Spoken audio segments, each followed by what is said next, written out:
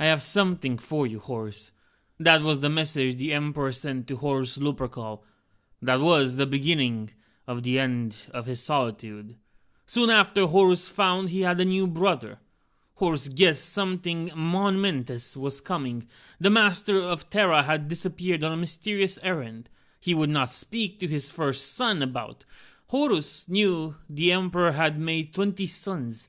It did not take a man of Horus's genius to put together the pieces, but he had only known with certainty that the first of the others had been found when the Emperor's fleet broke warp and approached his own. He felt it then. He could feel him. Father and son looked through curved armor glass at a group of feral men occupying the refectorum table 60 meters below. Amid the opulence of the Emperor's ship, the newcomers were incongruous. The Emperor's eyes were fixed on their leader, the greatest of them all. He was a giant, almost as massive as Horus himself. He was the same as Horus. This was the presence he felt. The savage was his brother. Horus stared at the barbarian king. No fraternal feeling came to him. Instead, he was flooded with dismay. "Are they fit to serve you, my lord?" asked Horus. He hurried on before the Emperor could reply. "They will take much training. Think of the acclimatization period. We have wiped out cultures more sophisticated than theirs. We should do the same to them." It was a plausible lie. His objections to these wolfkin were rooted elsewhere entirely, and he was ashamed of that. Horus was bereft. He was no longer alone. He should not care, but he did. He was embarrassing himself. Sensing his son's resentment, the Emperor rested a hand on Horus's shoulder. The touch sent shivers into Horus's soul. Loving devotion welled in his heart that he could not deny, try as he might. "I understand your disappointment," the Emperor said, amused. "You and I have fought side by side for years. It is natural for you to feel this."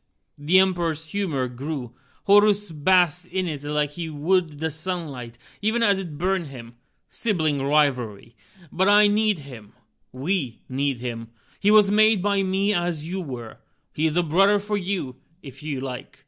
Brotherly competition is to be encouraged, because it will drive you on to greater efforts. The Emperor required Horus to look at him, so Horus did. I know he is a little rough around the edges. Would you believe he challenged me to an eating contest? The Emperor laughed softly. But I will tolerate no dissension between you. You are to cooperate. You must learn to make war together. I am relying on you to help me civilize him." "Impossible! He's a savage!" said Horus, unable to keep the words to himself any longer. He looked into his father's face. Few could do that. A poisonous worry gripped him that this new warrior would be able to do the same, that he was no longer unique. He was jealous, he realized. He would have to share the golden attention of his father with another. The years they shared seemed reduced to an eye blink. He thought they would last for all time, and just like that, they were done. In that moment, everything changed forever. "He could turn against you." Horus suppressed a tremble in his voice. "He will not," said the Emperor with certainty. "He will be as loyal as you are. His efforts will multiply yours when he takes command of his legion. 2 of you, striding the heavens." The Emperor was pleased. "This is a propitious day." "You are going to give him a legion?" said Horus. "Forgive me, father, but is that wise? I gave the gang lord of Catonia his. It was your birthright as it is his." Horus dropped his eyes. The Emperor radiated a sense of such wisdom. Once more Horus was ashamed to have questioned him. "You are entitled to your misgivings, Horus," said the Emperor, "but you must make this work. He is only the first." "I am the first," thought Horus before he could stop himself. "So Horus, will you meet your brother?" Horus glanced up at his creator. "Yes," he said. "Then go to him," said the Emperor, gesturing down at the hall. Horus turned back to the refectorum. His brother was looking right at him, grinning like the savage he was.